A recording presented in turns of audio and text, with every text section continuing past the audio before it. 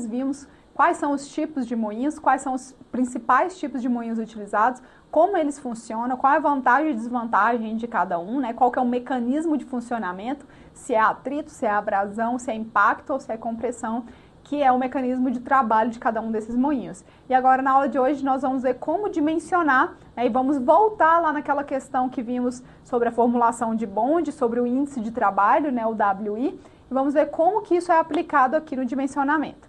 Então, para realizar o dimensionamento do moinho, é preciso primeiramente mensurar a energia para produzir a moagem adequada. Então, como nós vimos lá atrás, a gente tem a energia utilizada na moagem. Muitas fórmulas são empregadas, mas a equação mais famosa é a equação de Bond, que nós já vimos anteriormente.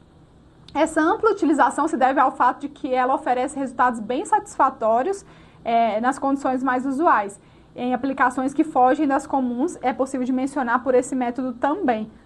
Então, essa formulação de Bond, ela se aplica a diversas situações.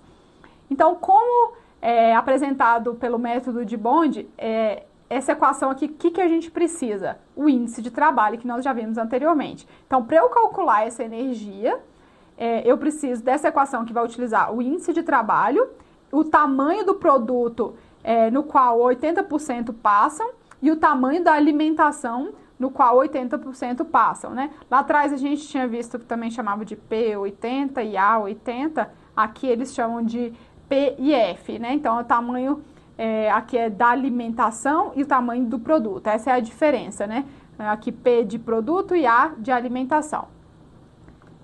Essa equação ela pode ser utilizada para quais condições? Primeiro, moinho de barras. Ela pode ser utilizada lá para os moinhos de barras de 8 pés, né, com 2,44 metros de diâmetro, a úmido em circuito aberto. Então, somente úmido, circuito aberto.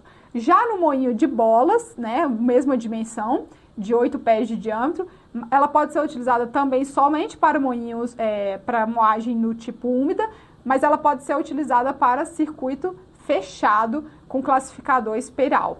E carga circundante, né, circulante aqui, de 250%, né, que foi o que a gente viu anteriormente. Então, os moinhos de barra e os de bola são os mais relevantes no uso industrial. Então, por isso que aqui a gente citou como que calcula usando a fórmula de Bond, né, por moinho de barra e de bola, porque eles são os mais utilizados.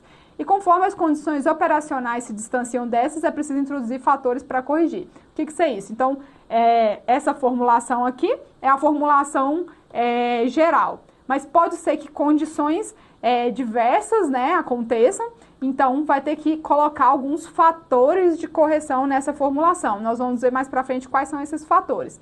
Então, alguns desses fatores eles foram apresentados pelo próprio Bond, né? E outros, né, outros além desses apresentados por Bond, e a maioria foram desenvolvidos por Rowland, né, que ele estudava também a aplicabilidade dessa lei de Bond a moinhos industriais. Então, o que acontece? Para eu calcular aqui a energia necessária, eu preciso daquele índice de trabalho que foi obtido lá através de ensaios, né, de todos aqueles ensaios que nós vimos anteriormente, ensaio de pêndulo, né, nós temos o ensaio do moinho de bola, ensaio do moinho de barras, e com esses ensaios que obtivemos lá, o WI, nós vamos conseguir calcular agora a energia aqui. E além disso, nós precisamos do A80, né, que é a porcentagem de 80% da alimentação, e do P80, que é a porcentagem de 80% ali do produto.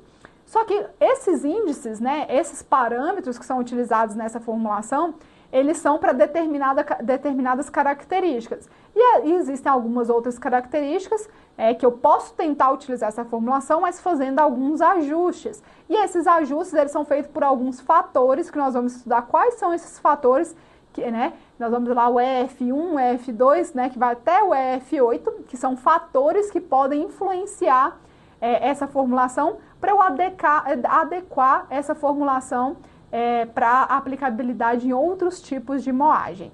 Então, na aula de hoje aqui nós vimos como que Bond desenvolveu essa fórmula, né?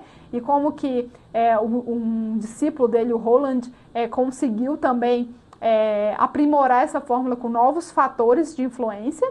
E nas próximas aulas vamos ver quais são esses fatores e como dimensionar um moinho utilizando esses fatores. A aula de hoje termina por aqui, nos vemos na próxima.